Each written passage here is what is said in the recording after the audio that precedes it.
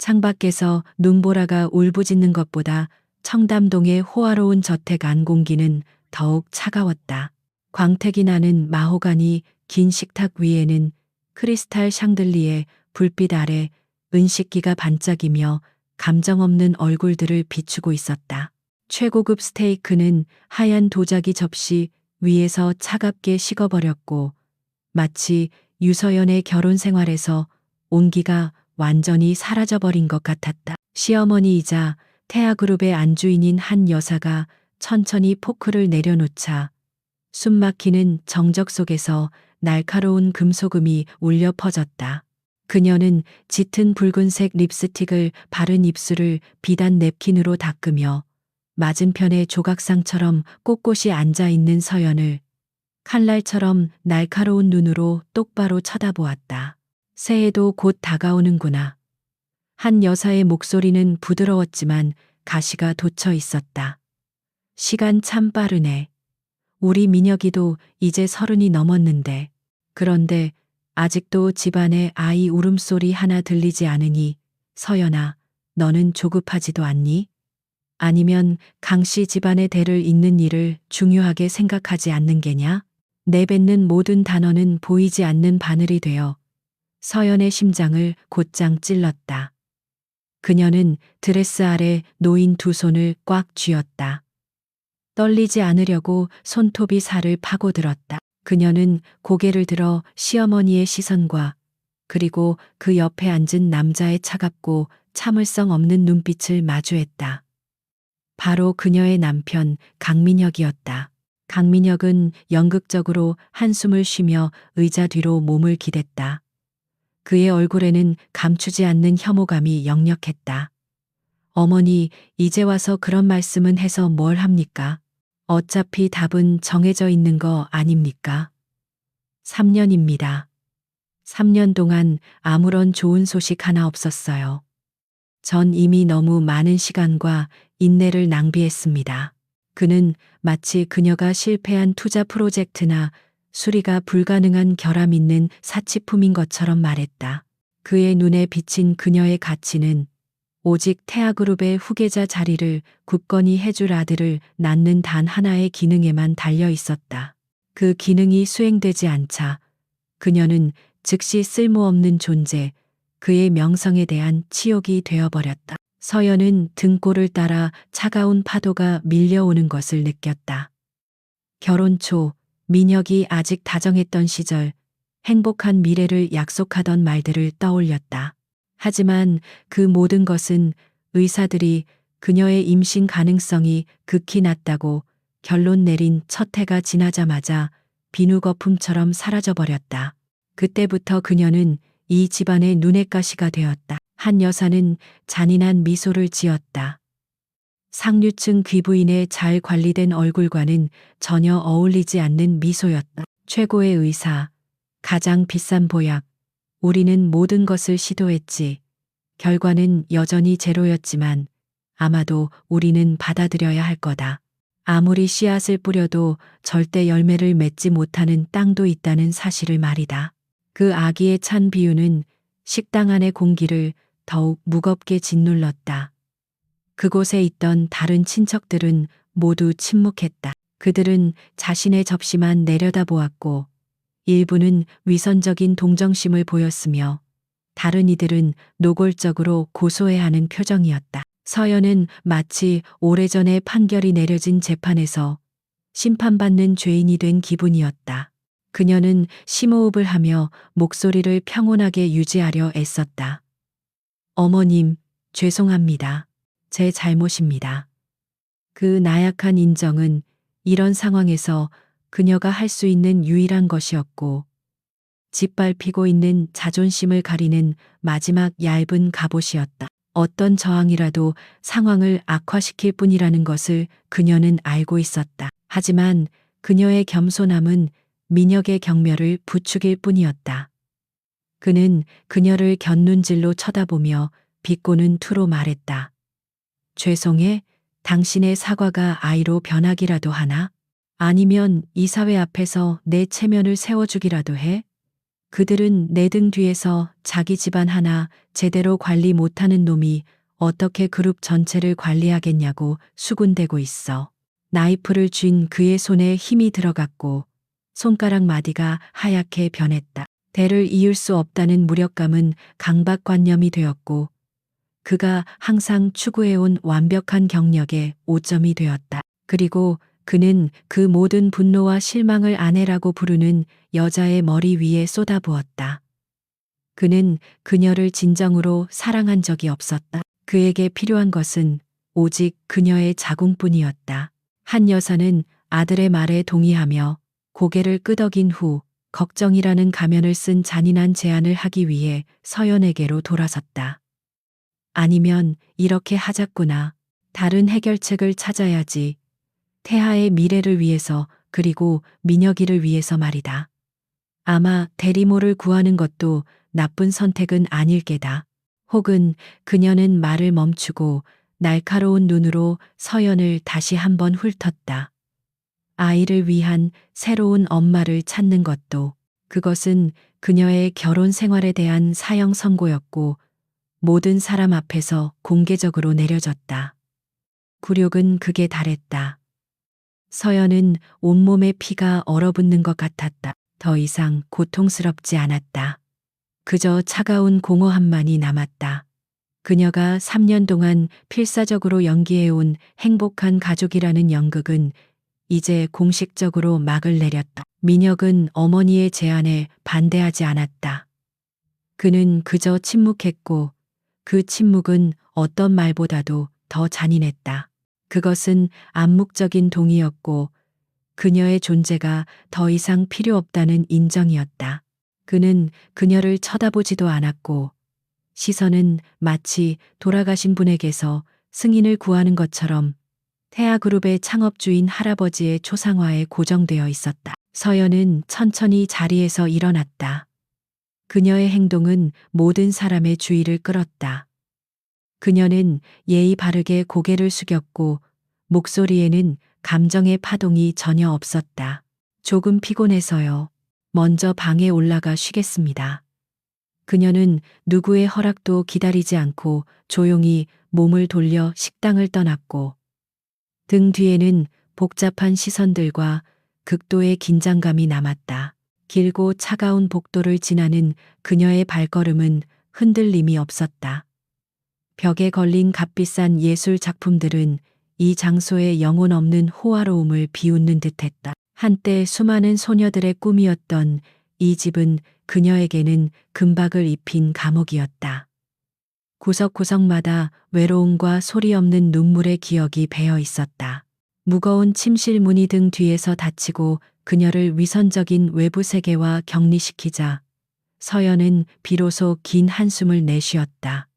그녀는 울지 않았다. 눈물은 이미 오래전에 말라버렸다. 그녀는 커다란 창가로 다가가 서울시 전체를 뒤덮고 있는 새하얀 눈 경치를 내다보았다. 가로등 불빛이 눈보라를 뚫고 희미하고 아득하게 비쳐왔다. 순종적이고 연약했던 표정은 사라지고 대신 소름 끼치도록 차갑고 날카로운 표정이 나타났다. 늘 부드럽고 슬픔에 잠겨있던 그녀의 눈은 이제 확고하고 계산적인 빛으로 번뜩였다. 그녀는 창유리에 비친 자신의 모습을 바라보았다. 그 안의 여자는 비참해 보였지만 그 깊은 내면에서는 또 다른 자아가 서서히 깨어나고 있었다. 태아그룹의 며느리 유서연이라는 이름 아래 지난 3년 동안 묻혀있던 사람. 복종하기 위해서가 아니라 지배하기 위해 태어난 그녀의 진정한 모습. 그녀는 눈을 감았고 어둠 속에서 다른 삶의 기억들이 밀려왔다. 위험 있는 눈빛과 따뜻한 미소를 지닌 남자. 맨손으로 거대한 금융제국을 건설한 그녀의 외할아버지의 모습. 그는 항상 그녀에게 말했다. 서연아, 진정한 힘은 네가 얼마나 크게 소리칠 수 있느냐에 있는 것이 아니라 결정적인 일격을 가하기 전에 얼마나 오랫동안 침묵하고 관찰할 수 있느냐에 있단다. 그녀는 너무 오랫동안 침묵했다. 충분히 관찰했다. 이 가족에게 너무 많은 기회를 주었다. 오늘 밤 그들은 스스로 마지막 연결고리를 끊어버렸다. 그녀는 손을 들어 차가운 손바닥을 유리창에 댔다. 그녀의 입김이 뿌연 김을 만들었다. 강민혁과 그의 어머니는 치명적인 실수를 저질렀다. 그들은 그녀를 과소평가했다. 그들은 그녀가 배경 없는 고아 출신으로 운 좋게 그들의 눈에 들어온 예쁘지만 쓸모없는 장식품에 불과하다고 생각했다. 그들은 그녀의 침묵이 나약함이 아니라 사냥꾼의 인내심이라는 것을 몰랐다. 그 연약한 외모 뒤에 가장 복잡한 금융시장을 분석하고 가장 어두운 음모를 꿰뚫어 보도록 훈련된 두뇌가 있다는 것을 몰랐다. 그리고 가장 중요한 것은 그들이 폐기 처분할 물건처럼 취급하는 그 여자가 바로 에설레드 파이낸셜 그룹의 유일한 상속녀라는 사실을 전혀 몰랐다는 것이다.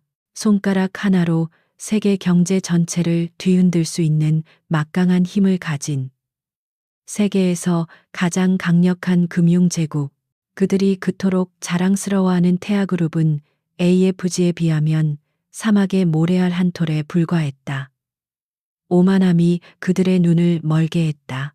그들은 자신들이 짓밟고 있는 어린 양이 사실은 위장용 양털을 뒤집어 쓴 늑대의 우두머리라는 것을 깨닫지 못할 정도로 자만했다. 서연의 입가에 차갑고 신비로운 미소가 서서히 떠올랐다. 게임은 끝났어, 강민혁.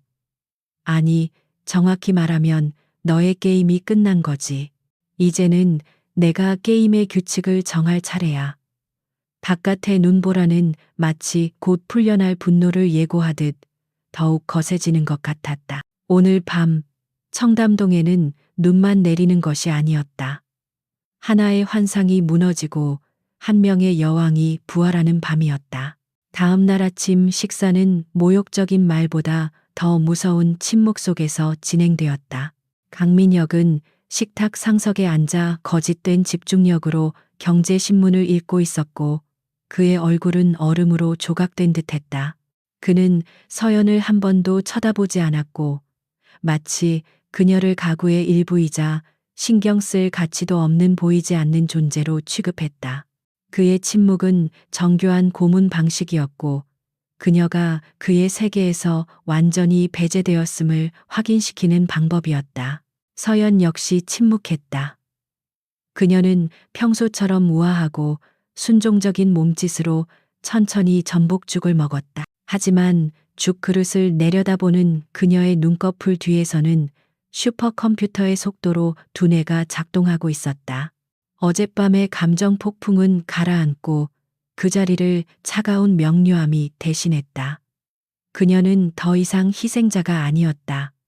그녀는 전장을 분석하는 전략가였다. 민혁이 출근하기 위해 일어섰을 때 그는 단호하게 신문을 식탁에 던졌다. 그는 에르메스 넥타이를 고쳐 매며 조금의 감정도 담기지 않은 무뚝뚝한 목소리로 말했다. 오늘 늦을 거야. 중요한 회의가 있어. 기다리지 마. 작별 인사도 없이 그저 명령할 뿐이었다. 그는 걸어갔고 그의 크고 오만한 뒷모습은 무거운 참나무 문 뒤로 사라졌다. 그의 차 엔진 소리가 멀어지자마자 서연은 숟가락을 내려놓았다. 그녀는 텅 빈 식당을 둘러보았고 거의 알아챌 수 없는 미소가 입가에 스쳤다. 그의 경멸이 바로 그녀의 가장 강력한 무기였다. 그는 그녀를 바보로 여겼기 때문에 결코 그녀를 경계하지 않을 것이다. 그는 그 바보가 자신이 소중히 여기는 모든 것을 파괴할 계획을 세우고 있다는 것을 결코 상상하지 못할 것이다. 태아그룹 회장실에서 강민혁은 우리에 갇힌 호랑이처럼 서성이고 있었다. 가족과 이사회의 압박이 그의 어깨를 짓누르고 있었다. 손에 쥐었다고 생각했던 후계자 자리가 대를 잇는 문제 하나 때문에 갑자기 흔들리고 있었다. 그는 모든 이 일을 잠재우고 자신의 능력을 증명하기 위해 막대한 이익을 가져다 줄 수 있는 극적인 승리가 필요했다. 그는 수화기를 들어 개인 변호사에게 전화했다. 김 변호사, 나요. 내가 말했던 그 문제, 이제 준비 시작하시오. 절차가 신속하게 진행됐으면 좋겠어. 나에게 가장 유리한 조건으로 이혼 합의서를 작성해줘. 그녀가 아내로서의 의무를 다하지 못했다는 점을 강조하고 법적으로 정해진 최소한의 금액 이상은 단 한 푼도 떼어줄 생각이 없으니까. 전화를 끊자 그의 마음속에 잠시 안도감이 스쳤다. 서연을 자신의 인생에서 지워버리는 것이 완벽한 이미지를 재건하기 위한 첫걸음이었다. 다음 단계는 새롭게 개발이 허가된 황금 부지에 들어설 고급 상업 및 주거 복합 단지인 베스타 프로젝트였다. 이 프로젝트는 위험 부담이 크고 막대한 자본과 복잡한 법적 관문을 통과해야 했다. 하지만 성공한다면 그의 이름은 새로운 차원으로 올라설 것이었다. 진행 속도를 높이기 위해 민혁은 지름길을 택하기로 결정했다. 그는 두둑한 윤활유를 받는 대가로 기꺼이 계획상의 위법 행위에 눈 감아줄 몇몇 시청 공무원들과 비밀리에 만났다. 그는 이것이 불법이고 위험하다는 것을 알았지만 탐욕과 오만함이 그의 이성을 흐리게 했다. 그는 태아의 권력이라면 아무도 자신을 건드릴 수 없다고 믿었다. 그날 밤 민혁은 파트너 및 공무원들과의 술자리 후 만취하고 지친 상태로 집에 돌아왔다. 그는 비싼 악어 가죽 서류 가방을 거실 소파에 난폭하게 던졌고 잠금 장치가 풀리면서 서류 몇 뭉치가 밖으로 쏟아져 나왔다. 그는 비틀거리며 침실로 향했고 구겨진 양복을 벗어 던지고 곧장 욕실로 들어갔다. 샤워기에서 쏟아지는 물소리가 요란하게 울렸다. 계단 위에서 모든 것을 목격한 서연은 조용히 아래로 내려왔다. 그녀의 심장은 두려움 때문이 아니라 기대감으로 세차게 뛰었다. 바로 이것이었다. 그녀가 예견했던 기회.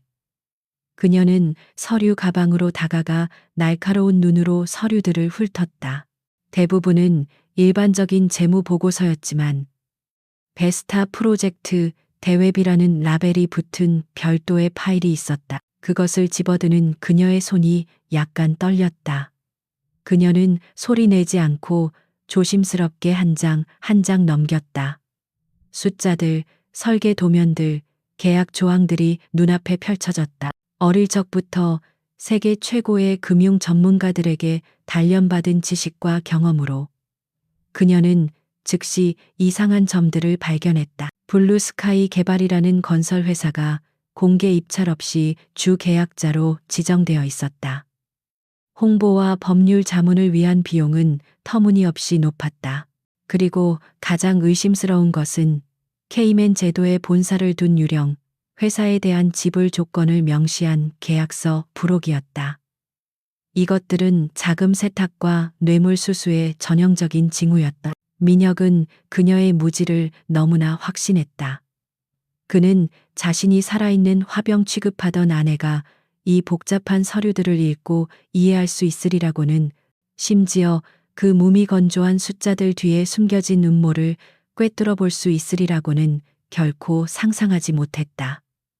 그녀는 재빨리 스마트폰을 꺼내 무음 모드로 전환했다. 그녀의 길고 가느다란 손가락이 화면 위를 스치며 빠르고 정확하게 모든 페이지를 촬영했다. 플래시는 꺼져 있었고 거의 들리지 않는 조용한 전자 셔터 소리만 났다. 사진 한 장 한 장이 총알이었고 그녀는 자신의 탄창을 채우고 있었다. 그녀는 블루스카이와의 계약서, 불투명한 지출이 기록된 장부 페이지, 그리고 유령 회사에 대한 부록까지 모두 촬영했다. 그녀가 마지막 페이지 촬영을 마치고 서류철을 원래 위치에 놓는 순간 욕실의 물소리가 갑자기 멎었다. 서연은 깜짝 놀라 재빨리 스마트폰을 잠옷 주머니에 넣고 흩어진 종이들을 정리하고 서류 가방을 닫았다. 단 몇 초 만에 모든 것을 원래 상태로 복구했다. 그녀는 뒤로 물러나 복도의 어둠 속으로 몸을 숨겼다. 욕실 문이 열리고 민혁이 허리에 수건 한 장만 두른 채 걸어 나왔다. 그의 몸에서 뜨거운 김이 피어올랐다. 그는 거실을 가로질러 가면서 그녀의 존재를 전혀 알아차리지 못했고 서류 가방 쪽으로는 눈길도 주지 않았다. 그의 눈에는 모든 것이 제자리에 안전하고 통제 가능한 상태로 보였다. 자만심이 그를 눈뜬장님으로 만들었다. 그가 침실로 들어간 후에야 서연은 천천히 차가운 숨을 내쉬었다. 그녀는 복도 끝에 있는 자신의 방으로 돌아갔다. 그 방은 민혁이 오래전에 방해받고 싶지 않다며 요구한 별도의 공간이었다. 그녀는 문을 안에서 잠갔고 일시적인 안전함이 그녀로 하여금 위장의 가면을 벗게 했다. 그녀는 침대에 앉아 스마트폰을 꺼내 방금 찍은 사진들을 다시 확인했다.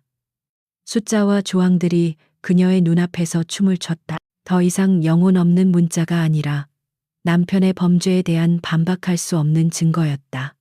태아그룹이라는 견고한 성벽에 첫 번째 균열이 나타났다. 그리고 그 균열을 찾아낸 사람이 바로 그녀였다. 그녀는 통쾌함이나 기쁨을 느끼지 않았다. 대신 소름 끼치도록 차분한 감정이 그녀를 감쌌다.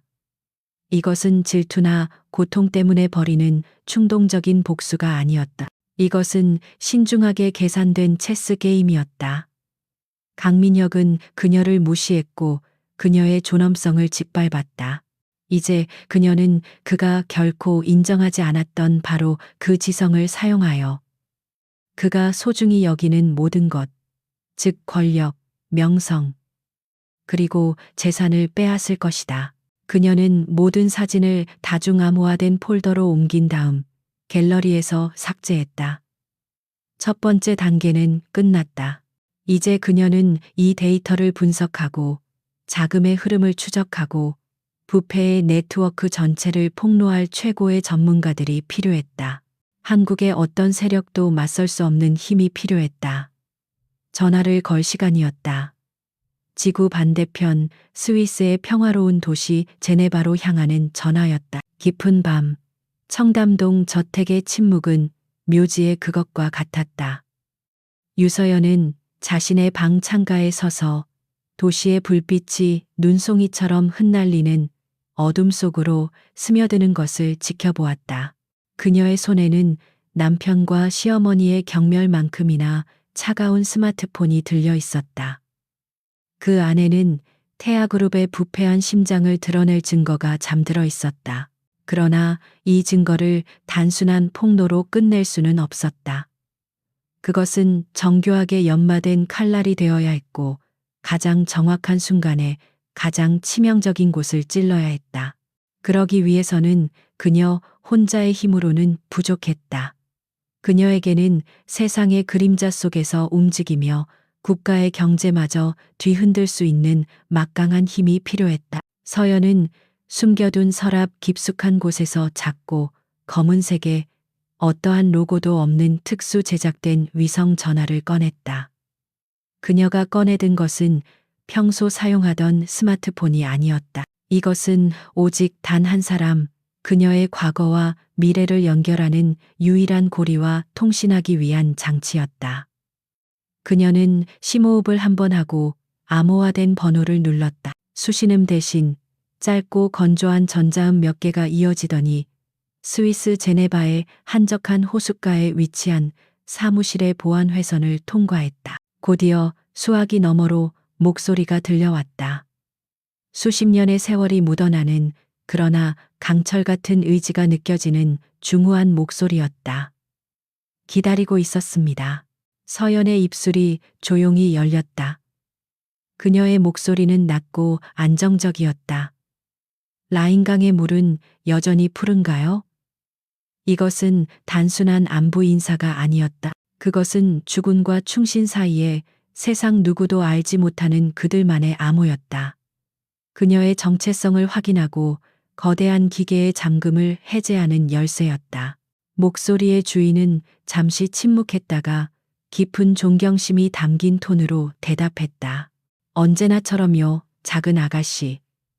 돌아가신 회장님의 장미 정원을 적시고 있습니다. 작은 아가씨, 그 호칭을 듣는 순간 서연의 눈가가 미세하게 떨렸다. 태아그룹의 며느리 유서연이 아닌 에설레드 파이낸셜 그룹의 유일한 상속녀로서의 자신을 확인시켜주는 단어였다. 목소리의 주인공은 최기현 실장이었다.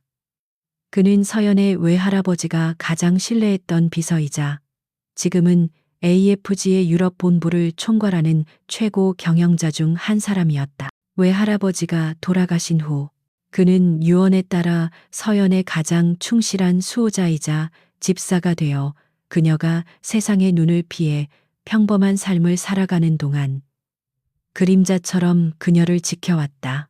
보고 드릴 말씀이 있습니다, 아가씨. 최 실장의 목소리가 진지해졌다. 회장님의 유언에 명시된 시험 기간이 곧 종료됩니다. 회장님께서는 아가씨께서 제국의 정상에서 세상을 내려다보기 전에 가장 낮은 곳에서 세상의 이치를 몸소 체험하시길 바라셨습니다. 권력의 달콤함이 아닌 평범한 인간의 고통과 기쁨, 그리고 배신을 이해하는 진정한 지도자가 되시길 원하셨지요. 서연은 말없이 창밖을 응시했다. 지난 3년간의 지옥 같았던 결혼 생활. 그것은 단순히 불행한 우연이 아니었다. 그것은 그녀의 외할아버지가 남긴 마지막 시험, 가장 잔인하고 혹독한 가르침이었다. 그녀를 경멸하고 쓸모없는 존재로 취급했던 강민혁과 그의 가족은 자신들도 모르는 사이에 거대한 계획의 일부, 그녀를 담금질하기 위한 도구로 이용되었던 것이다. 3년의 시간이 흘렀습니다. 아가씨께서는 충분히 인내하셨고 충분히 배우셨습니다. 이제 모든 것이 제자리로 돌아갈 시간입니다. 최 실장의 목소리에는 억눌렀던 감정이 실려 있었다. 이제부터 에설레드 파이낸셜 그룹의 모든 자산과 정보, 그리고 인력은 아가씨의 명령을 따릅니다. 저희는 아가씨의 거미자 방패가 될 준비가 되어 있습니다. 순간 서연의 어깨를 짓누르던 모든 무게가 사라지는 듯했다. 하지만 그 자리를 채운 것은 해방감이 아니었다. 그것은 강철처럼 차가운 책임감과 복수를 향한 뜨거운 결이었다. 그녀는 더 이상 혼자가 아니었다. 그녀의 등 뒤에는 전 세계 금융시장을 움직이는 거대한 제국이 버티고 있었다. 그녀의 목소리에서 연약함의 흔적은 완전히 사라졌다. 이제 그 목소리는 지휘관의 그것이었다. 단호하고 명료하며 의심의 여지가 없었다. 최 실장님, 제가 지금 암호화된 파일을 전송하겠습니다. 스마트폰으로 촬영한 사진들입니다. 화질이 좋지는 않겠지만 내용을 파악하는 데는 문제가 없을 겁니다. 알겠습니다, 아가씨. 즉시 저희 최고 분석팀에게 넘기겠습니다. 최 실장의 대답은 신속했다. AFG의 분석팀은 각국 정보기관의 버금가는 실력을 가진 전문가들로 구성되어 있었다. 그들에게 이 정도 문서는 어린애 장난감 수준에 불과했다. 태하그룹의 베스타 프로젝트 관련 내부 자료입니다. 서연이 차분하게 설명을 이어갔다. 자금, 흐름, 관련 인물, 법적 허점, 그리고 특히 블루스카이 개발이라는 회사와 케이맨 제도에 있는 유령 회사에 대해 집중적으로 파헤쳐 주세요. 강민혁과 태하그룹이 숨기고 있는 모든 비자금과 불법적인 거래 내역을 하나도 빠짐없이 찾아내야 합니다. 그녀의 지시는 구체적이고 정확했다. 지난 3년간 수모를 견디며 수동적으로 살아왔던 사람이라고는 믿을 수 없을 정도였다. 마치 오랫동안 전쟁을 준비해온 장수처럼 그녀는 이미 적의 약점을 정확히 파악하고 있었다. 그녀의 머릿속에는 이미 전체적인 전략이 그려져 있었다. 가장 빠른 시간 안에 보고서를 올려주세요. 그리고 태아그룹의 주식 변동 상황을 실시간으로 감시할 수 있는 시스템을 준비해 주세요. 곧 재미있는 일이 벌어질 테니까요. 그녀의 목소리 끝에 서늘한 미소가 걸렸다. 그것은 더 이상 희생자의 미소가 아니었다. 포식자의 미소였다. 분부대로 하겠습니다, 아가씨. 최 실장의 목소리에는 조금의 망설임도 없었다. 그는 서연의 외할아버지를 평생 모셨고 그분의 비범함을 누구보다 잘 알고 있었다.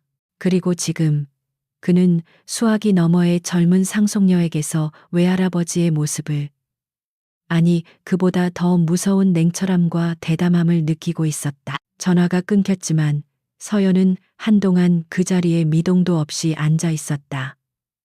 제네바로부터 온 전화 한 통이 그녀의 세상을 완전히 바꾸어 놓았다. 어둠 속에서 그녀의 눈이 섬광처럼 빛났다.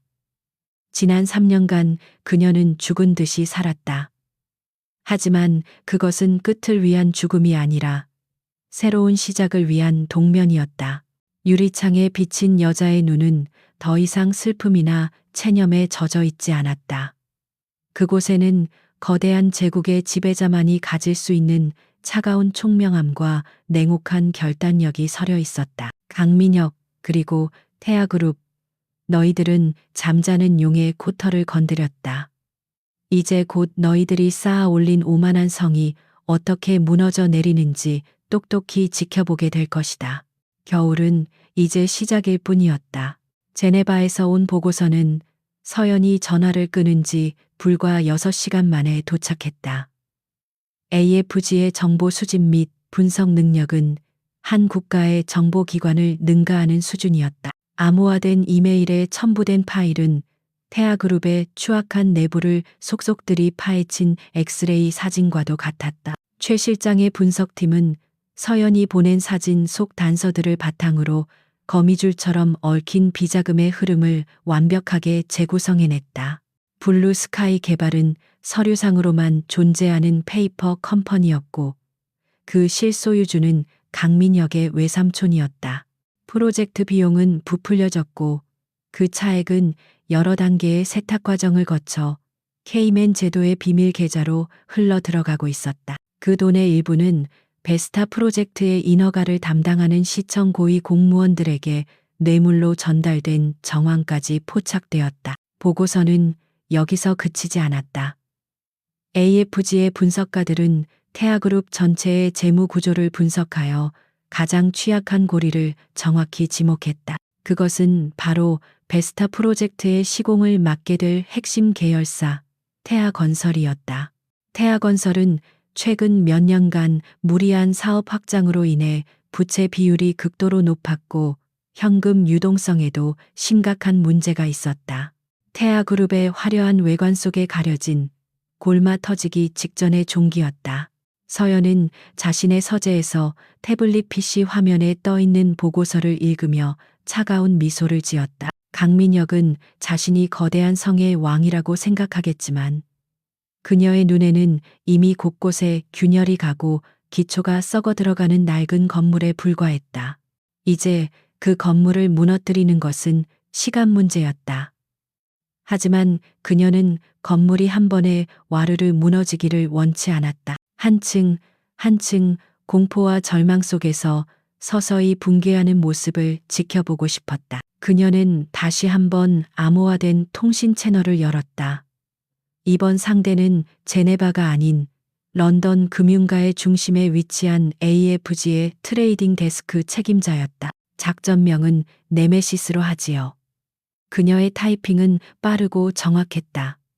복수의 여신의 이름을 딴 작전이었다. 그녀의 지시는 간결했지만 핵심을 꿰뚫고 있었다.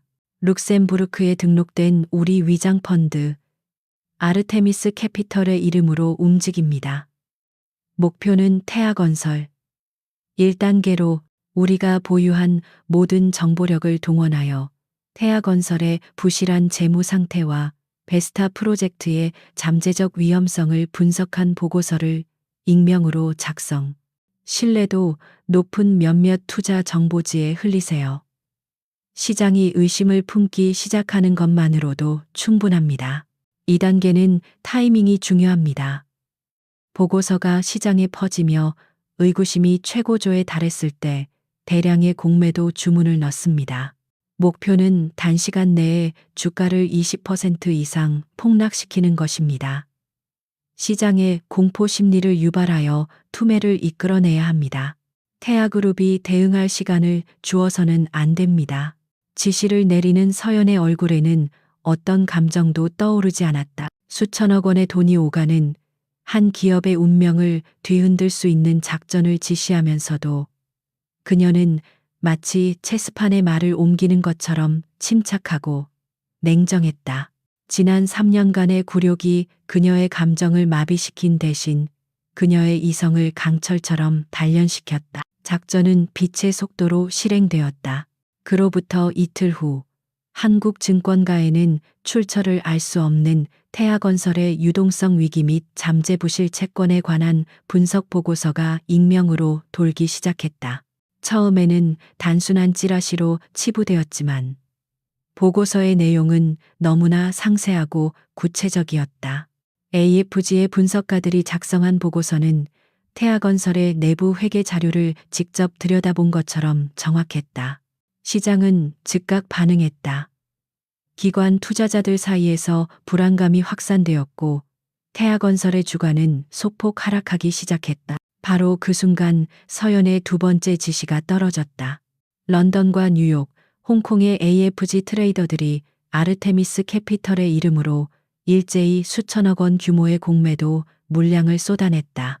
같은 시각 태아그룹 회장실에서 강민혁은 베스타 프로젝트의 최종 설계도를 보며 만족스러운 미소를 짓고 있었다. 이 프로젝트만 성공하면 그는 아버지의 그늘에서 벗어나 자신의 시대를 열 수 있을 터였다. 후계자 문제로 자신을 압박하던 이사들도 더 이상 아무 말도 하지 못할 것이다. 바로 그때 비서가 다급한 표정으로 문을 박차고 들어왔다. 회장님, 큰일 났습니다. 태아건설 주가가 폭락하고 있습니다. 민혁의 얼굴에서 미소가 사라졌다. 그는 비서의 말을 믿을 수 없다는 듯 자신의 컴퓨터로 주식 시세표를 확인했다. 파란색 하락 화살표가 가파르게 내리꽂히고 있었다. 불과 30분 만에 주가는 15%나 폭락했고 낙폭은 점점 더 커지고 있었다. 도대체 무슨 일이야? 민혁이 고함을 질렀다. 그의 사무실 전화와 비서의 전화가 미친 듯이 울리기 시작했다. 투자자들의 항해 전화, 증권사들의 문의 전화가 빗발쳤다.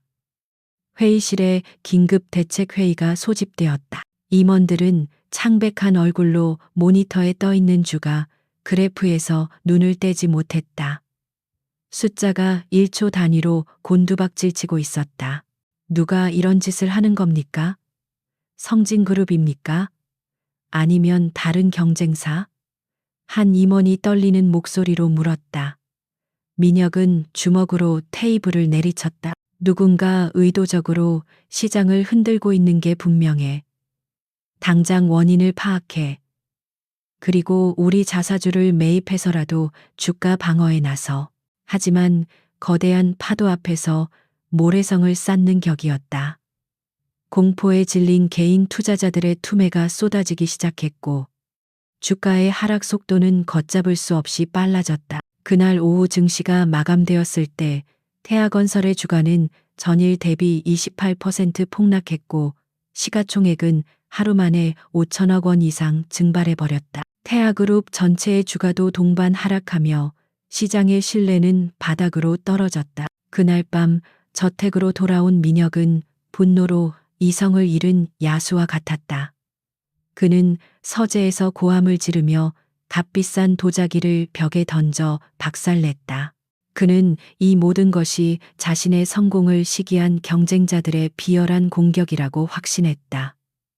그는 결코 상상조차 하지 못했다. 이 모든 혼란의 지휘자가 바로 자신의 집안에 자신이 그림자 취급하던 아내라는 사실을. 서연은 자신의 방에서 조용히 경제 뉴스를 보고 있었다. 앵커는 흥분한 목소리로 태아건설 쇼크에 대해 떠들고 있었다. 그녀의 태블릿 화면에 최 실장으로부터 온 짧은 메시지가 떴다. 작전명 네메시스 1단계 성공. 목표 초과 달성. 그녀는 조용히 메시지를 삭제했다. 그녀의 얼굴에는 기쁨도 슬픔도 아닌 오직 텅 빈 고요함만이 감돌았다. 이것은 시작에 불과했다. 첫 번째 충격파는 태아그룹의 기반을 흔들었을 뿐이다. 이제 그는 손실을 만회하기 위해 더욱더 필사적으로 베스타 프로젝트에 매달릴 것이다. 그리고 그것이야말로 서연이 파놓은 더 깊고 어두운 함정이었다. 태아건설주가 폭락 사태의 후폭풍은 예상보다 거셌다. 시장의 신뢰는 바닥으로 떨어졌고 금융권은 태아그룹에 대한 신규 대출을 중단하고 기존 대출의 만기 연장을 재검토하기 시작했다. 강민혁은 사방에서 조여오는 압박감에 숨이 막힐 지경이었다. 아버지는 연일 그를 질책했고 이사회에서는 그의 경영 능력에 대한 의문이 공공연하게 제기되었다. 이제 그에게 남은 탈출구는 오직 하나, 베스타 프로젝트를 어떻게든 성공시키는 것뿐이었다. 프로젝트의 성공은 주가 폭락으로 인한 손실을 만회하고 시장의 신뢰를 회복하며 그의 흔들리는 입지를 단번에 역전시킬 수 있는 유일한 카드였다. 하지만 프로젝트는 최종 인허가 단계에서 예상치 못한 환경 규제와 부지 용도 변경 문제로 발이 묶여 있었다. 강민혁은 더 이상 물러설 곳이 없었다. 정상적인 방법으로는 시간이 너무 오래 걸렸다. 그는 부정한 거래를 통해 위기를 정면으로 돌파하기로 결심했다. 그의 머릿속에 한 인물이 떠올랐다. 베스타 프로젝트 인허가에 막강한 영향력을 행사할 수 있는 인물, 부패한 시의원 박진태였다. 며칠 후 강남의 한 고급 한정식집 별실에서 두 남자가 마주 앉았다. 방 안에는 값비싼 서화가 걸려 있었고 은은한 난향이 퍼졌지만 공기는 무겁게 가라앉아 있었다. 강민혁은 애써 미소를 지으며 박진태 의원에게 최고급 와인을 따라 주었다. 박 의원은 탐욕스러운 눈으로 그를 쳐다보며 느긋하게 술잔을 받았다. 어려운 걸음을 하셨습니다, 회장님. 박 의원이 입을 열었다. 그의 목소리는 기름기가 잔뜩 낀 것처럼 느끼했다. 요즘 태아그룹 때문에 증권가가 시끄럽던데 괜찮으신 겁니까? 그는 걱정하는 척했지만 상대의 약점을 후벼파며 거래의 우위를 점하려는 속셈이 빤히 보였다. 강민혁은 잠시 얼굴이 굳었지만 이내 표정을 관리했다. 걱정해 주셔서 감사합니다, 의원님. 일시적인 시장의 오해일 뿐입니다. 베스타 프로젝트만 본 궤도에 오르면 모든 것은 제자리를 찾을 겁니다. 그래서 오늘 의원님을 모신 것이고요. 그는 본론으로 들어갔다. 그는 프로젝트의 지연 이유를 설명하고 박 의원의 도움이 절실하다고 호소했다. 박 의원은 손가락으로 테이블을 툭툭 치며 듣고만 있었다. 그의 침묵은 더 많은 것을 요구하는 무언의 압박이었다. 결국 강민혁은 준비해온 서류 가방을 테이블 위로 밀었다. 물론 의원님의 노고에 대한 성의는 표해야지요. 저희의 작은 정성입니다. 박 의원의 눈이 가늘어졌다. 그는 가방을 열어보지도 않고 그저 묵직한 무게를 가늠할 뿐이었다. 강 회장님, 저를 뭘로 보시고 요즘 세상이 얼마나 무서운데 이런 위험한 일을 하시려고 합니까? 그는 입으로는 거절했지만 그의 눈은 웃고 있었다. 이것은 거래의 마지막 단계를 위한 의례적인 밀고 당기기일 뿐이었다. 강민혁은 이골이 난 사람이었다. 그는 박 의원이 원하는 것이 무엇인지 정확히 알고 있었다. 의원님께서 신경 쓰실 일은 아무것도 없습니다. 모든 것은 합법적인 자문 계약의 형태로 처리될 겁니다. 의원님 사모님께서 운영하시는 미술관에 저희 태아그룹이 작품 몇 점을 구매하는 것으로 하지요. 시세보다 조금 높은 가격으로 말입니다. 그것이 신호였다.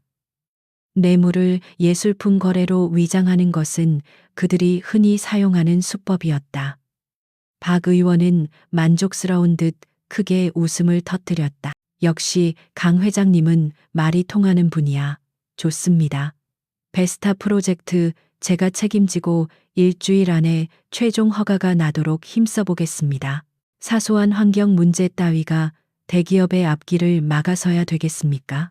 두 사람의 더러운 거래가 성사되는 순간 그들은 자신들이 거대한 거미줄의 한가운데로 걸어 들어왔다는 사실을 전혀 알지 못했다. 그들이 앉아 있는 별실에 오칠된 벽, 장식 뒤에는 머리카락보다 가는 광섬유로 연결된 초소형 마이크가 숨겨져 있었고, 식당 건너편 빌딩의 창문에서는 AFG의 특수 정보팀이 고성능 망원 렌즈로 그들의 모든 움직임을 기록하고 있었다.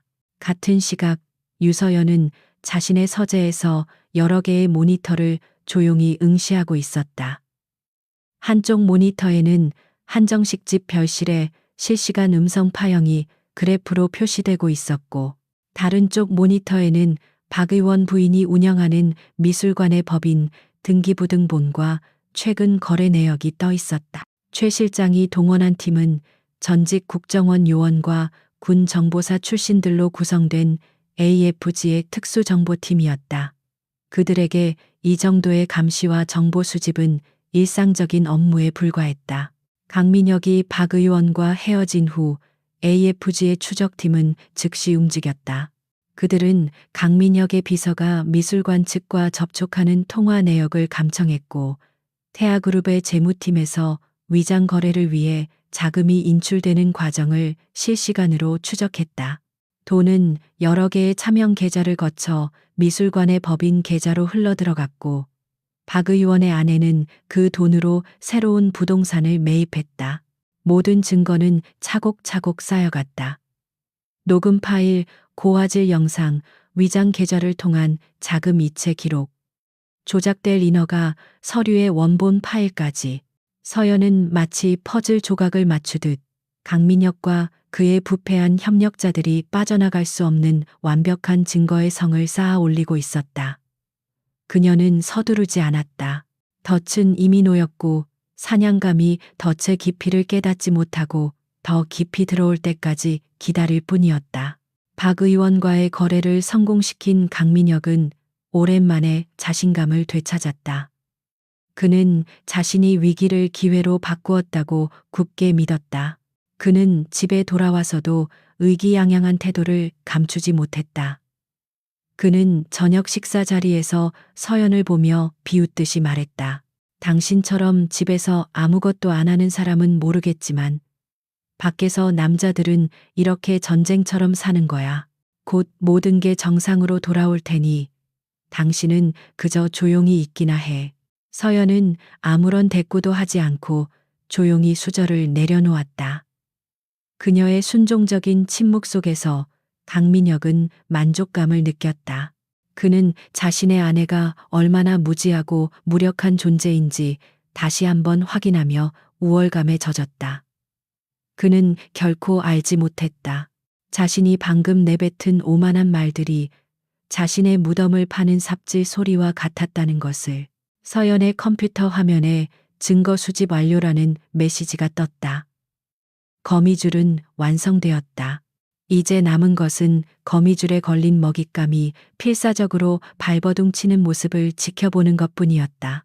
다음 단계는 이 모든 것을 세상에 터뜨릴 가장 효과적인 방법을 선택하는 것이었다.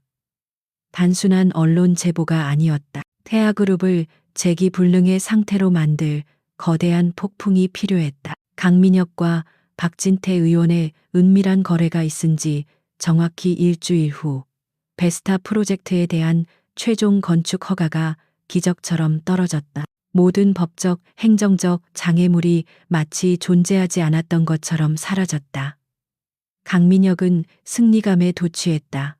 그는 자신의 결단력과 수완으로 태아그룹을 위기에서 구해냈다고 굳게 믿었다. 그는 이 사회에서 큰 소리를 쳤고 자신을 의심했던 임원들을 경멸의 눈으로 내려다보았다. 그의 자신감은 하늘을 찔렀다. 그는 곧 대대적인 기자회견을 열어 베스타 프로젝트의 공식적인 시작을 알리고 태아그룹의 건재함을 시장에 과시할 계획이었다. 모든 것이 그의 통제하에 그의 계획대로 완벽하게 돌아가고 있다고 그는 생각했다. 하지만 그가 서 있는 무대는 단단한 대리석이 아니라 깊은 나락 위에 아슬아슬하게 놓인 얇은 살얼음판이었다. 폭풍은 가장 고요한 아침에 찾아왔다. 런던 시간으로 새벽, 서울 시간으로 점심시간을 막 지났을 무렵이었다. 세계에서 가장 권위 있는 국제 통신사 중 하나인 글로벌 파이낸셜 뉴스 GFN의 홈페이지 메인 화면에 긴급 속보가 떴다. 기사의 제목은 단순했지만 그 파괴력은 핵폭탄과도 같았다.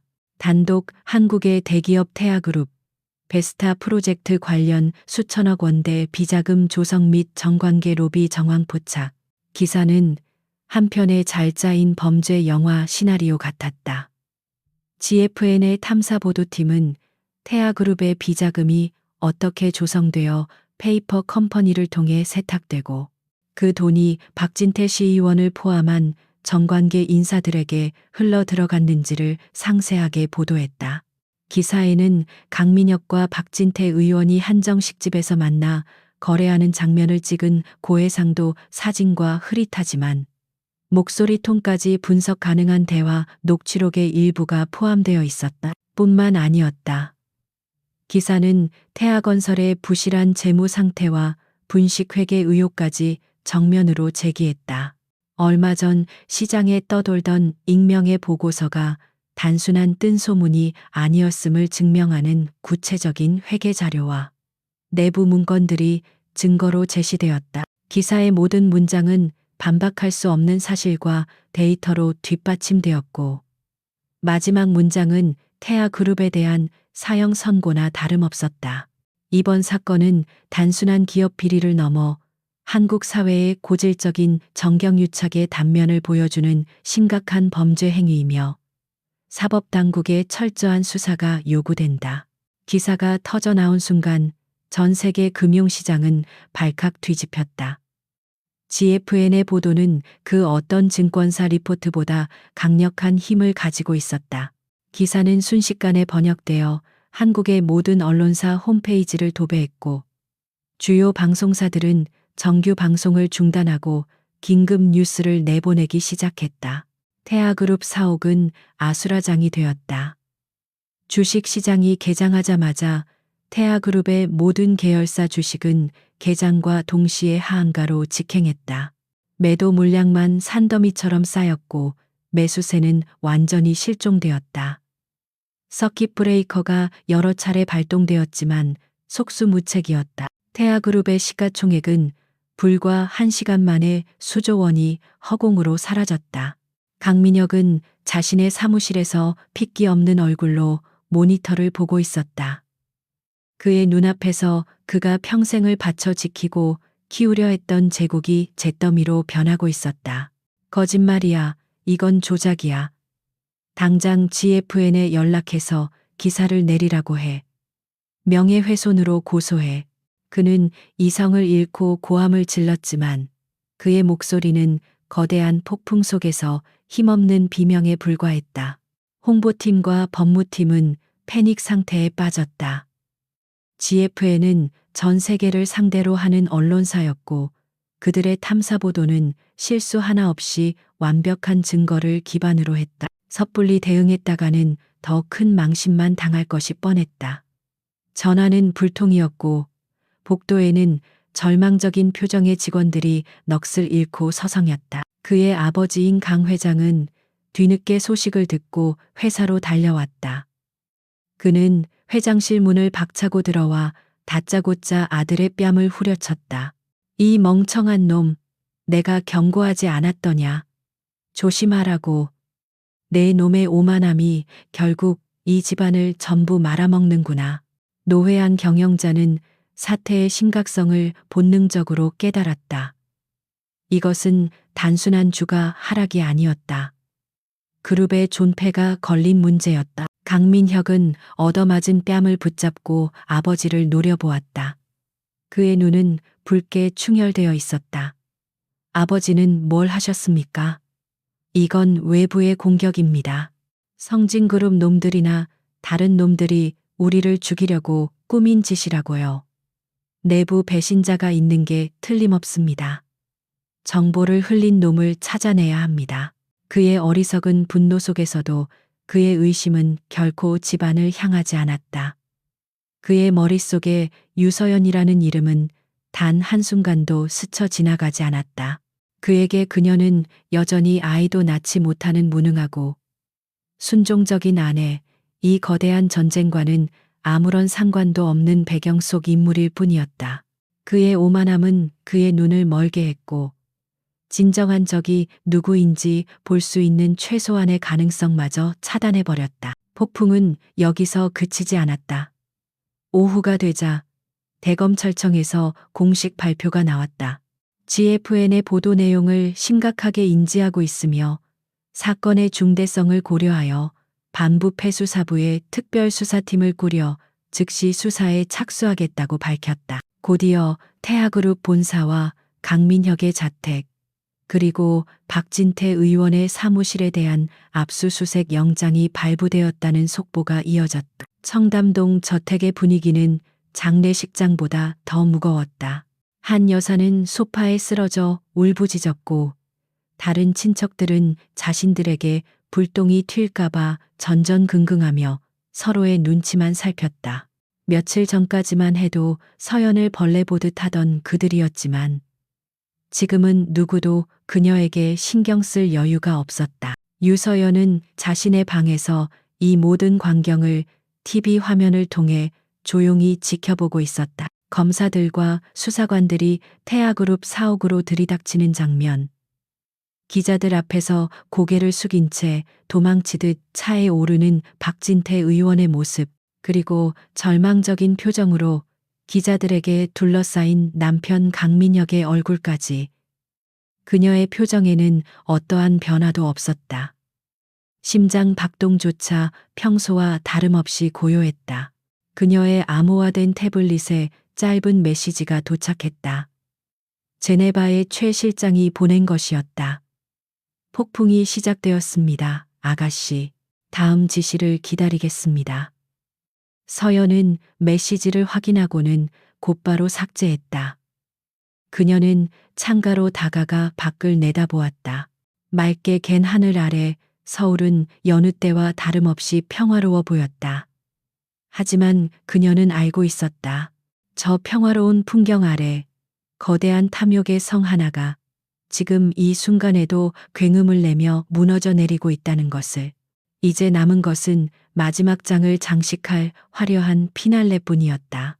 검찰의 압수수색이 핥히고 간 청담동 저택은 폭풍이 휩쓸고 간 난파선과 같았다. 고용인들은 구석에 모여 두려움에 찬 목소리로 수군거렸고 거실 바닥에는 서류 상자들이 어지럽게 널려 있었다. 한때 질서와 권위의 상징이었던 공간은 이제 혼돈과 절망의 기운만이 감돌았다. 밤늦게 집으로 돌아온 강민혁은 유령 같은 모습이었다. 값비싼 양복은 구겨져 있었고 완벽하게 빗어 넘겼던 머리는 헝클어져 있었다. 그의 눈은 핏발이 선 채 공허하게 타오르고 있었고 온몸에서는 술 냄새와 패배자의 악취가 진동했다. 그는 비틀거리며 거실로 들어섰고 눈앞의 광경에 절망적인 신음을 터뜨렸다. 그의 제국, 그의 세계가 무너지고 있었다. 그는 모든 것을 잃어가고 있었다. 분노와 무력감이 그의 이성을 좀먹었다. 그는 희생양이 필요했다. 자신의 실패를 뒤집어 씌우고 이 모든 재앙의 원인이라고 손가락질할 대상이 절실했다. 그의 미친 듯한 시선이 집 안을 헤매다 거실 한쪽 소파에 조용히 앉아있는 인형에 멎었다. 유서연이었다. 그녀는 이 모든 혼란 속에서 섬처럼 고요했다. 그녀는 손에 찻잔을 든 채 마치 아무 일도 없었다는 듯 창밖의 어두운 정원을 응시하고 있었다. 그녀의 평온함은 강민혁의 들끓는 분노에 기름을 부었다. 저 여자, 저 쓸모없는 여자. 이 모든 재앙의 순간에도 저렇게 태연하게 앉아 있다니. 너, 강민혁이 짐승처럼 으르렁거리며 그녀에게 다가갔다. 너는 지금 이 상황에 차가 목구멍으로 넘어가나? 집안이 풍비박산나고 내 남편이 지옥을 겪고 있는데 넌 지금 여기서 태평하게 차를 마시고 있어? 그의 목소리에는 살기마저 서려 있었다. 서연은 천천히 고개를 돌려 그를 바라보았다. 그녀의 눈은 호수처럼 잔잔했다. 그녀는 아무 대답도 하지 않았다. 그녀의 침묵은 강민혁에게 가장 큰 모욕이었다. 그것은 그를 무시하고 그의 고통을 하찮게 여긴다는 의미로 받아들여졌다. 대답해. 그가 소리치며 그녀 앞에 테이블을 손으로 내리쳤다. 찻잔이 요란한 소리를 내며 바닥으로 떨어져 산산조각 났다. 뜨거운 찬물이 그녀의 실크 잠옷 위로 튀었지만 그녀는 눈 하나 깜짝하지 않았다. 네가 이 집에 들어온 뒤부터 되는 일이 하나도 없어. 넌 불행을 몰고 오는 재앙 덩어리야. 아이 하나 낳지 못하는 쓸모없는 주제에 집안을 망하게 하는 악귀였다고. 그는 지난 3년간 그녀에게 퍼부었던 모든 모욕적인 말들을 다시 쏟아냈다. 그것은 그의 마지막 발악이었고 무너져 내리는 자존심을 지키기 위한 비참한 몸부림이었다. 그는 그녀의 고통스러운 표정, 그녀의 눈물을 보고 싶었다. 그래야만 자신의 실패가 조금이라도 위로받을 수 있을 것 같았다. 하지만 서연은 울지 않았다. 오히려 그녀의 입가에 희미하고 차가운 경멸에 가까운 미소가 떠올랐다. 그 미소를 본 순간 강민혁의 이성이 완전히 끊어졌다. 그는 손을 뻗어 그녀의 가느다란 팔을 거칠게 움켜쥐었다. 웃어? 네가 지금 웃어? 바로 그 순간이었다. 서연의 눈빛이 변했다. 늘 순종적으로 아래를 향하던 눈동자가 칼날처럼 날카롭게 그를 정면으로 꿰뚫었다. 그녀의 몸을 감싸고 있던 유약하고 순종적인 기운이 순식간에 사라지고 그 자리를 감히 범접할 수 없는 차가운 위엄이 채웠다. 강민혁은 자기도 모르게 팔을 잡은 손에 힘을 풀었다. 그는 지금껏 단 한 번도 본 적 없는 완전히 낯선 사람을 마주하고 있었다. 손 치워. 그녀의 목소리는 낮고 얼음처럼 차가웠다. 더 이상 애원이나 순종의 톤이 아니었다. 그것은 거역을 용납하지 않는 지배자의 명령이었다. 전쟁? 당신이 한 건 전쟁이 아니야. 어린애들 소꿉장난이지.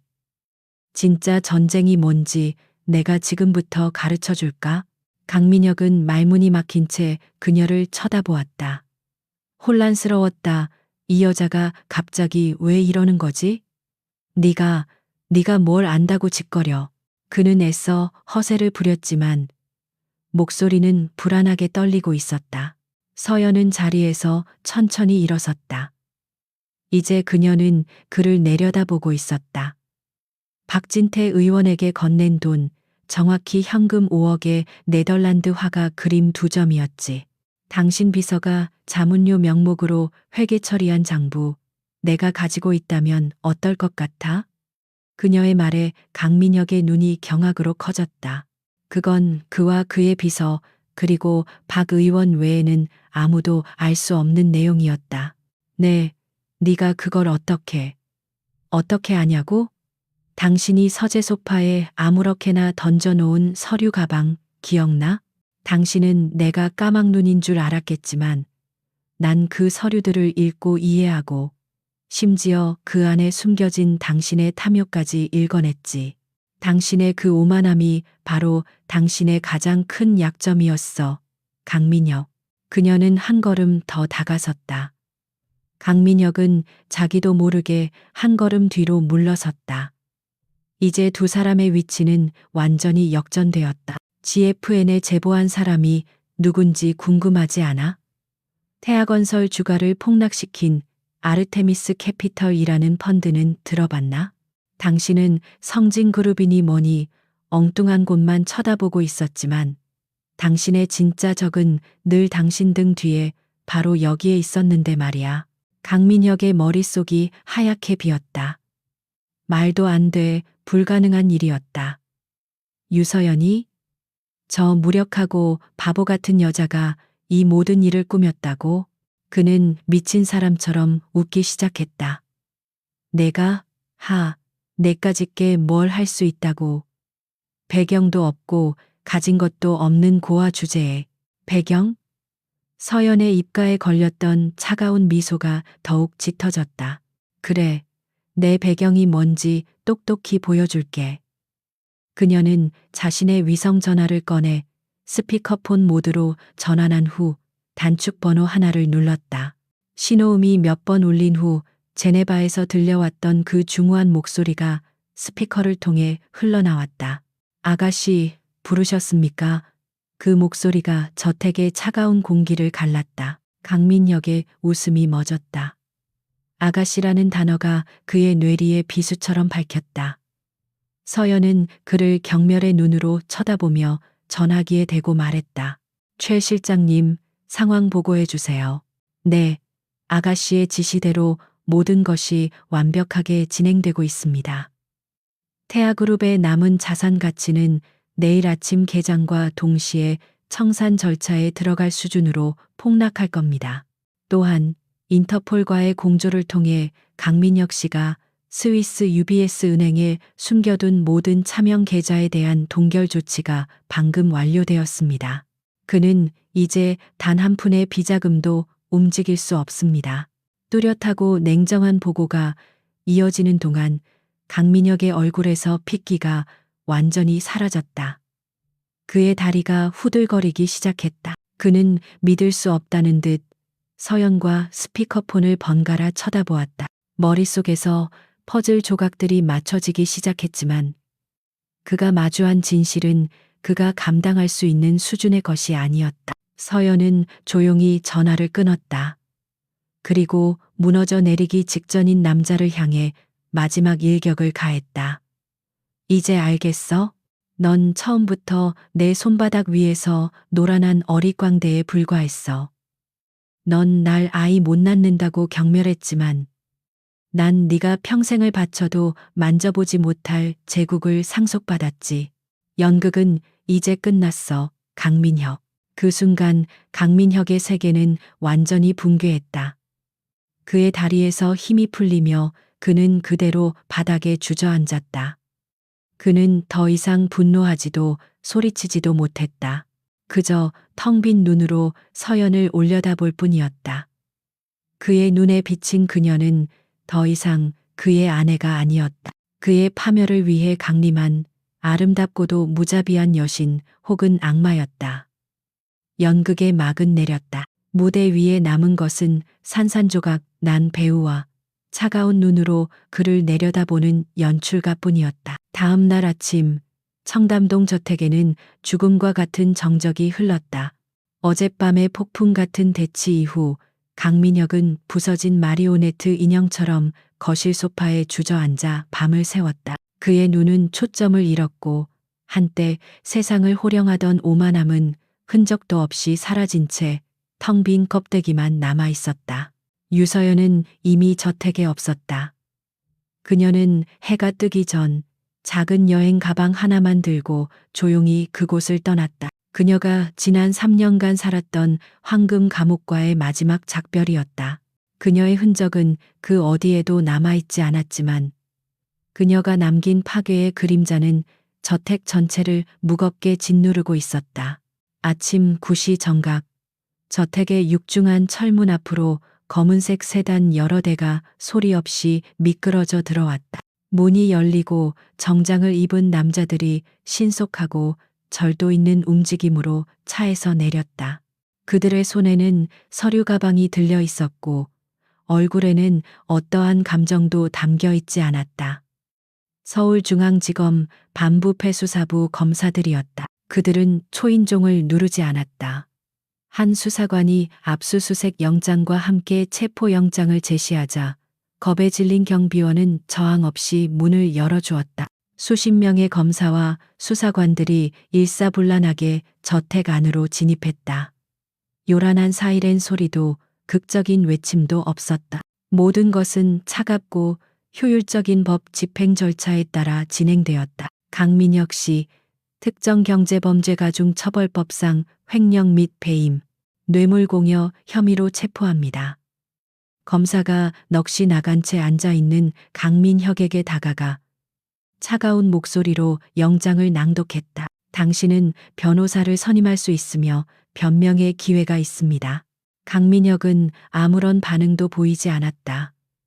그는 마치 자신에게 하는 말이 아닌 것처럼, 혹은 이 모든 것이 현실이 아닌 악몽의 일부인 것처럼 멍하니 허공만 응시했다. 수사관 2명이 다가와 그의 양팔을 잡고 일으켜 세웠다. 그는 저항하지 않았다. 모든 것을 포기한 사람처럼 힘없이 몸을 맡겼다. 그의 손목에 차가운 금속 수갑이 철컥하고 채워지는 소리가 거실의 정적을 갈랐다. 그 소리에 비로소 잠에서 깬 한 여사가 비명을 지르며 2층에서 달려 내려왔다. 이게 무슨 짓이야? 내 아들에게 손대지 마. 너희들이 뭔데 감히 우리 집에 쳐들어와. 그녀는 이성을 잃고 수사관들에게 달려들었지만 다른 수사관들에게 제지당했다. 어머니, 진정하십시오. 법 절차에 따라 집행 중입니다. 검사가 냉정하게 말했다. 하지만 그녀의 귀에는 아무것도 들리지 않았다. 그녀의 눈에 비친 것은 차디찬 수갑을 찬 채 무력하게 끌려가는 아들의 모습뿐이었다. 그녀가 평생을 바쳐 쌓아 올린 성이, 그녀의 자랑이자 희망이었던 아들이 범죄자처럼 끌려가고 있었다. 그녀는 그 자리에 주저앉아 절규했다. 같은 시각 태아그룹 본사 회장실에도 검찰이 들이닥쳤다. 밤샘 대책회의로 초췌해진 강 회장은 자신의 사무실에서 긴급 체포되었다. 그는 아들과는 달리 거세게 저항했다. 내가 누군 줄 알고 이 모든 건 음모야. 당장 내 변호사 불러. 그는 고함을 질렀지만 그의 권위는 더 이상 통하지 않았다. 수사관들은 그를 제압하여 수갑을 채웠고 회장실은 순식간에 아수라장이 되었다. 박진태 의원을 비롯한 다른 공범들도 각자의 자택과 사무실에서 줄줄이 체포되었다. 검찰의 수사는 전광석화처럼 진행되었다. 유서연이 넘긴 증거는 너무나도 완벽하고 방대했다. 자금 흐름, 녹취록, 내부 장부, 계약서 등 그들이 빠져나갈 구멍은 단 하나도 없었다. 검찰은 이미 승리를 확신하고 있었다. 이 모든 과정은 언론을 통해 실시간으로 전국에 생중계되었다. 저택과 태아그룹 본사 앞에는 수백 명의 기자들이 몰려들어 장사진을 쳤다. 강민혁과 강 회장이 수갑을 찬 채 검찰 차량으로 호송되는 모습은 모든 뉴스의 헤드라인을 장식했다. 카메라 플래시가 쉴 새 없이 터졌고 기자들의 질문이 비처럼 쏟아졌다. 혐의를 인정하십니까? 비자금 규모가 얼마나 됩니까? 국민들께 하실 말씀 없으십니까? 한때 대한민국 경제계의 정점에 군림하던 두 남자는 이제 고개를 숙인 채 기자들 사이를 초라하게 헤쳐나가는 범죄 피의자에 불과했다. 그들의 얼굴에는 당혹감과 굴욕감, 그리고 뒤늦은 후회가 뒤섞여 있었다. 그들의 제국은 하룻밤 사이에 신기루처럼 사라져버렸다. 한편 서울 시내가 한눈에 내려다 보이는 남산의 한 호텔.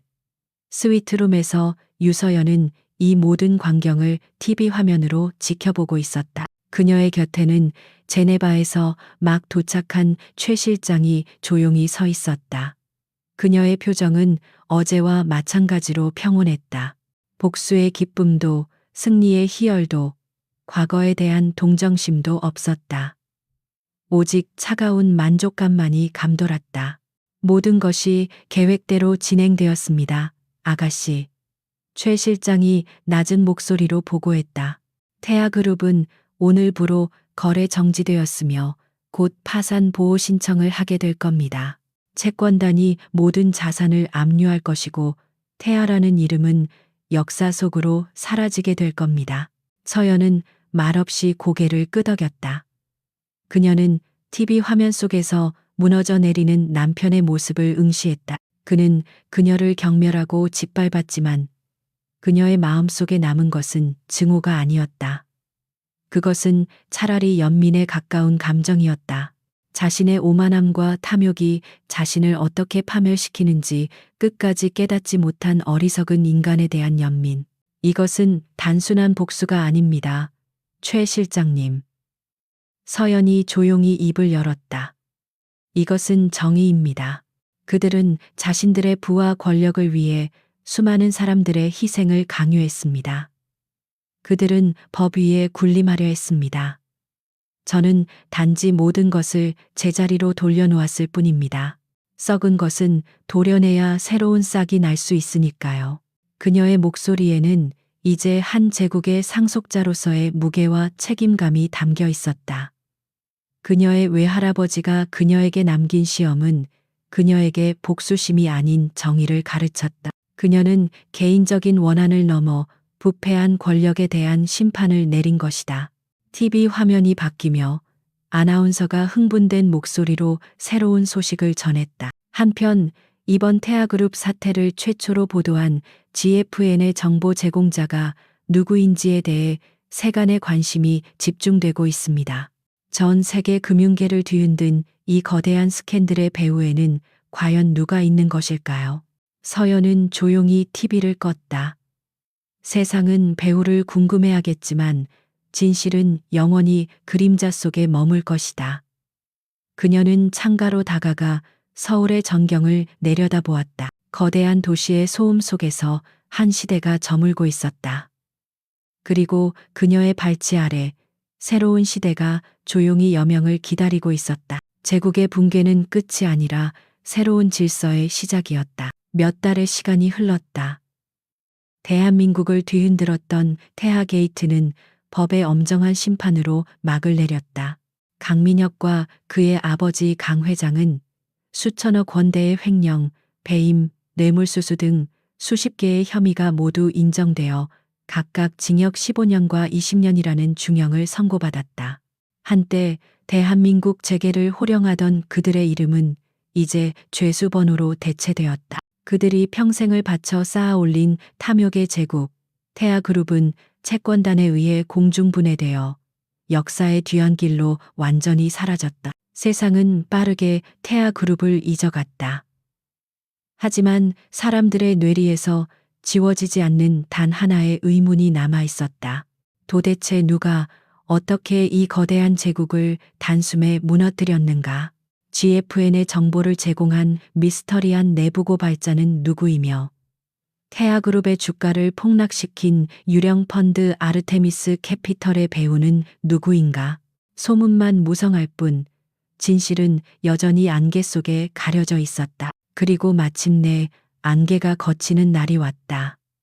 그 시작은 스위스 제네바에서 날아온 짧은 공식 성명서 한 장이었다.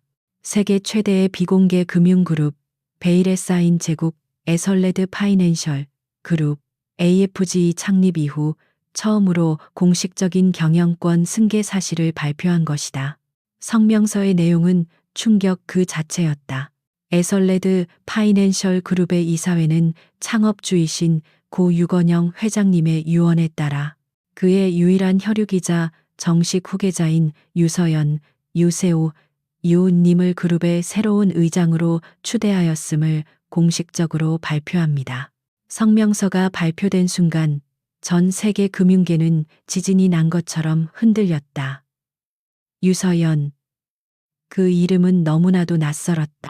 하지만 성명서에 첨부된 그녀의 이력은 사람들을 더욱 깊은 충격의 구렁텅이로 몰아넣었다. 그녀의 최근 3년간의 이력에는 단 한 줄이 적혀 있었다. 태하그룹 강민혁 전젠 회장의 배우자. 순간 모든 퍼즐 조각이 맞춰졌다. 여의도 증권가의 애널리스트들은 경악을 금치 못했다. 말도 안 돼. 그럼 태하그룹을 무너뜨린 게 그 유서연이라고? 아이를 못 낳는다고 구박받던 그 며느리가 세계 최대 금융그룹의 주인이었다니? 뉴스는 빛의 속도로 퍼져나갔다. 한국 사회는 발칵 뒤집혔다. 사람들은 자신들이 알고 있던 비련의 여주인공이 사실은 거대한 복수극을 지휘한 철의 여왕이었다는 사실에 경악과 함께 기묘한 희열을 느꼈다. 한순간에 그녀는 대한민국에서 가장 유명하고 가장 미스터리하며 가장 강력한 인물이 되었다. 전 세계 언론사들은 그녀의 사진 한 장, 목소리 한마디를 얻기 위해 한국으로 특파원을 급파했다. 그리고 며칠 후 유서연은 스스로 모습을 드러냈다. 그녀는 서울 신라호텔 다이너스티 홀에서 공식 기자회견을 열었다. 기자회견장에는 수백 명의 내외신 기자들이 몰려들어 인산인해를 이루었다.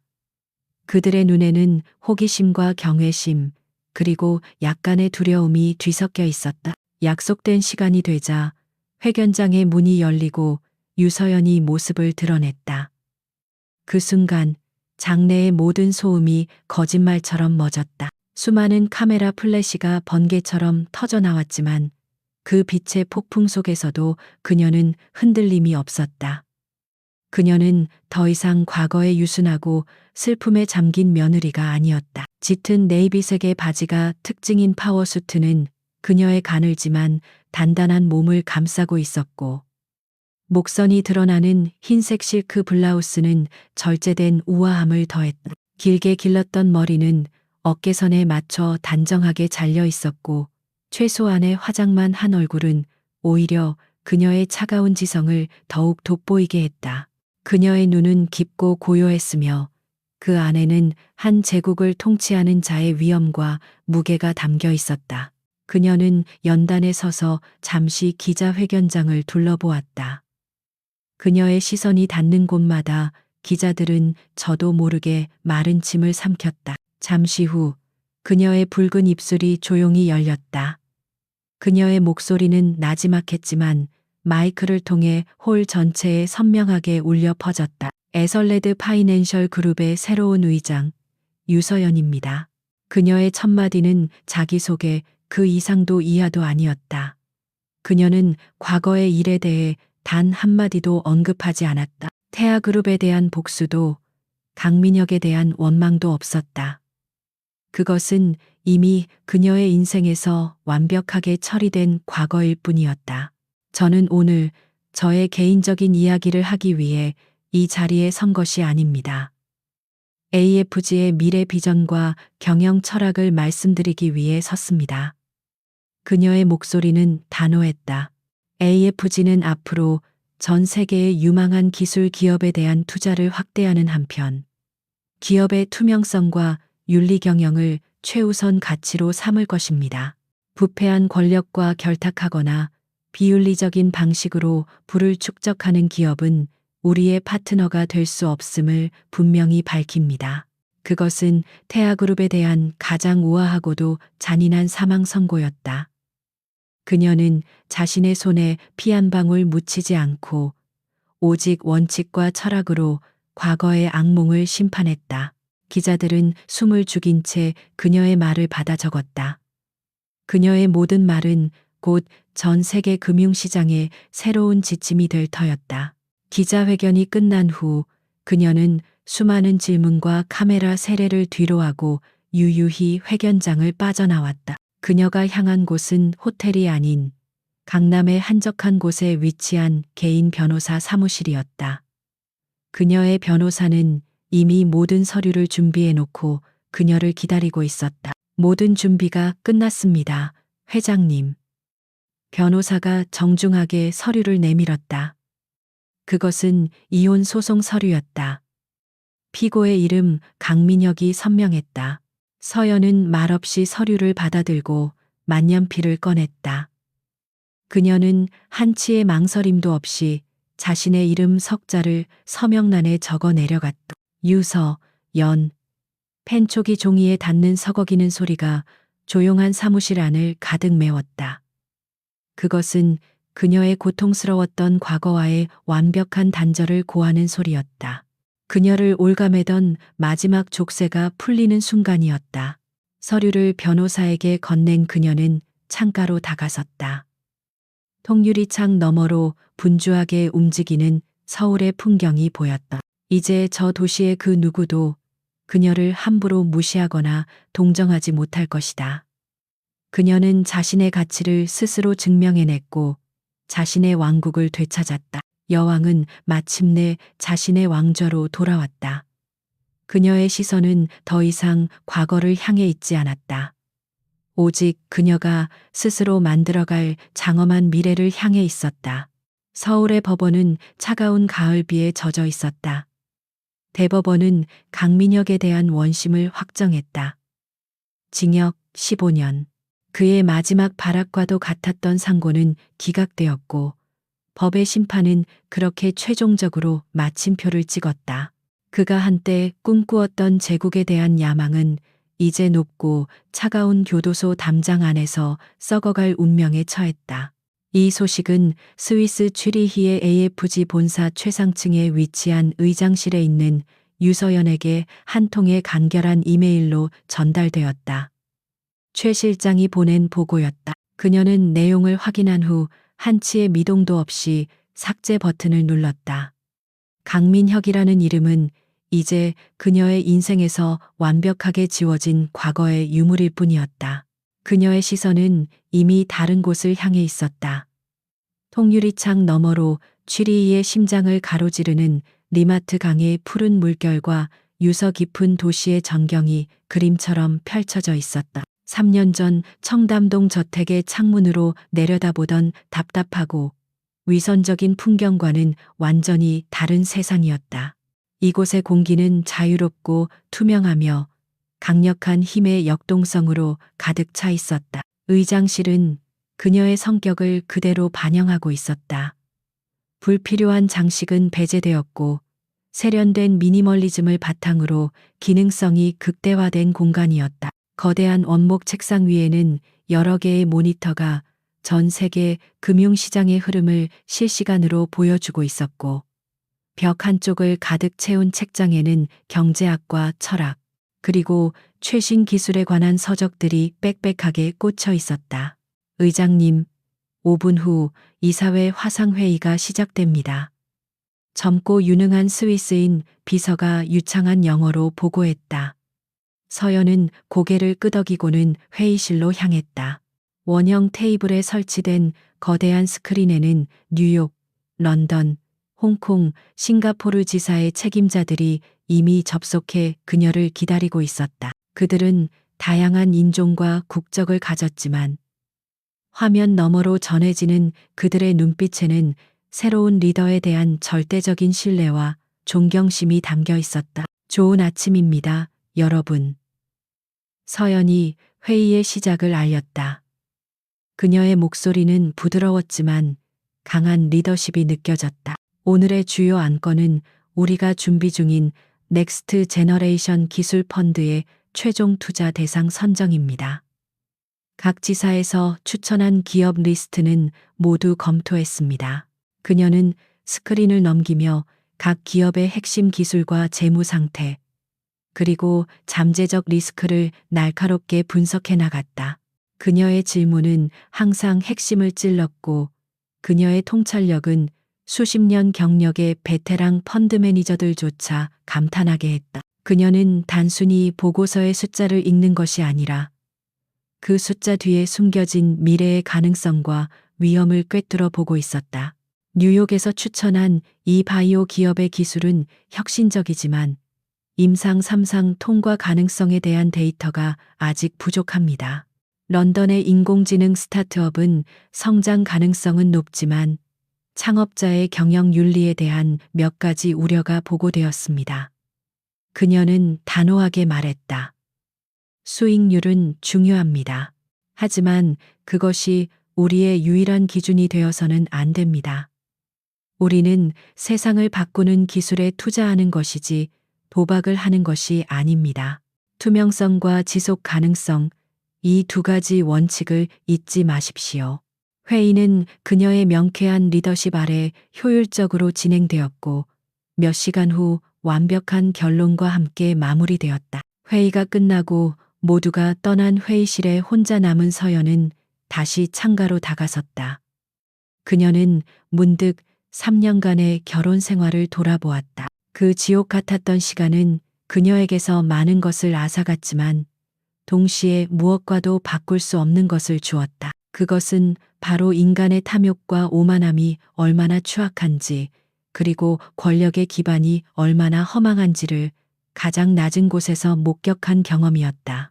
외할아버지가 남긴 잔인한 시험은 그녀를 강철처럼 단련시켰다. 이제 그녀는 그 어떤 위기 앞에서도 흔들리지 않을 자신이 있었다. 그녀의 가치는 아이를 낳는 자궁에 있는 것이 아니었다. 그녀의 가치는 바로 이 두뇌와 심장, 그리고 더 나은 세상을 만들고자 하는 의지에 있었다. 그녀는 남편에게 인정받기 위해 발버둥 치던 과거의 자신과 조용히 작별을 고했다. 그녀는 이제 누구의 인정도 필요로 하지 않았다. 그녀 스스로가 자신의 가치를 증명하는 존재가 되었기 때문이다. 그때 비서가 조용히 다가와 얇은 서류 봉투 하나를 건넸다. 서울의 변호사 사무실에서 온 국제 우편이었다. 봉투 안에는 최종적으로 효력이 발생한 이혼 판결문이 들어 있었다.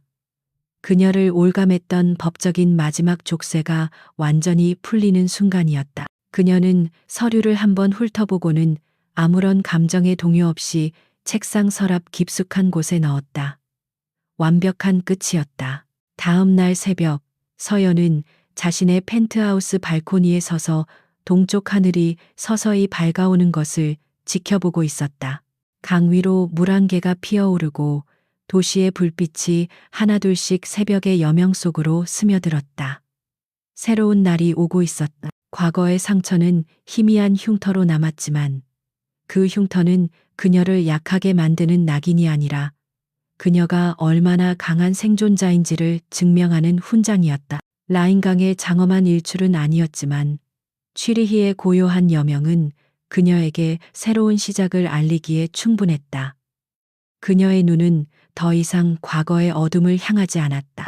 오직 그녀의 발치 아래에서 펼쳐질 무한한 가능성의 미래를 향해 빛나고 있었다. 그녀의 시대, 그녀가 직접 만들어갈 새로운 제국의 역사는 이제 막 첫 페이지를 넘기고 있었다.